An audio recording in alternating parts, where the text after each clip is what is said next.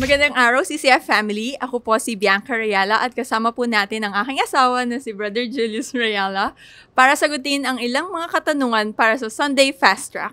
Honey, ang una kong tanong is, paano ba tayo magtitiwala sa mga pangako ng Panginoon kung hindi natin nakikita o naiintindihan ng mga nangyayaring detalye sa ating buhay? Actually, maganda ng katanungan yun, honey, kasi marami sa atin ngayon ang nagtatanong na, paano ba natin pagkakatiwalaan ng Panginoon? Maganda mag-umpisa ka muna dun sa bago mo siya tanungin o bago mo tanungin sarili mo kung pagkakatiwalaan mo ba siya sa plano niya sa buhay mo. Maganda, tanungin mo muna sarili mo, pinagkakatiwalaan mo ba siya para sa buhay mo? Alam mo, sabi sa Romans 8:28, all things work together for good for those who love God. And you cannot love God unless you receive God first sa buhay mo.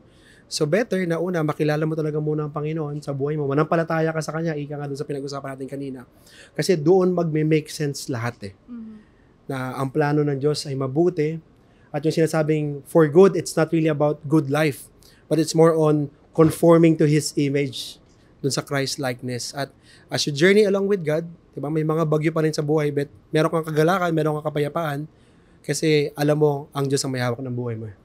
Thank you, honey, sa sagot mo. Ngayon, para sa mga taong nabigo ng nakaraan, ano ba ang kanilang dapat panghawakan upang muling magtiwala sa mga pangako ng Panginoon? Maganda yung pinag-usapan natin sa Book of Romans, na the moment na nampalataya ka sa Panginoong Hesukristo, yung katuwiran o yung pagiging matuwid sa harapan ng Diyos, ibinibigay sa iyo. Dahil sa ginawa ni Kristo dun sa krus. So, having said those things, na maganda makita mo na kahit na ano pang pinagdaanan mo in the past, hindi yan pwedeng humigit sa grasya ng Diyos sa buhay nating lahat. Kasi ang ginawa ni Kristo sa krus ay sapat, nakabayaran ng ating kasalanan. Sabi nga sa Romans 3, the propitiation, He satisfies kung ano man yung requirement ng Diyos. And pag nanampalataya ka sa Kanya, nakita mo yun, no? Yung liwanag ng turo ng Diyos na talagang higit ang Kanyang grasya sa kasalanan o ano man na pagdaanan natin. Doon mas madaling ibigay sa Kanya yung pagtitiwala. At makikita mo na may nangyari sa past, pero ang mahalaga pa rin yung ngayon at yung plano pa ng Diyos sa iyo sa future. Nakaka-amaze yung redeeming grace ni God para sa atin. Ngayon, sa ating third question, hindi maiwasan ng pag-aalinlangan, lalo na sa panahon ngayon kung saan mataas ang gasolina at mga bilihin. Paano naman natin mapapagtagumpayan ang pag-aalala at matutong magtiwala sa Panginoon?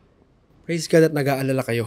Kasi, alam mo, pagtingnan mo rin sa Book of Romans, pag-aaralan din natin yan na ibinigay sa atin ng mga naligtas yung desire na mabalik tayo dun sa perfect world.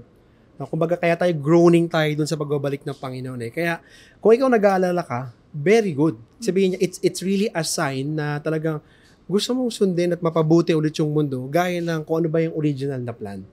But, pagkatapos nun, diba, na-acknowledge mo siya, maganda, makita mo rin na yung worries, emotions, negative emotions, they are real. Therefore, you acknowledge it.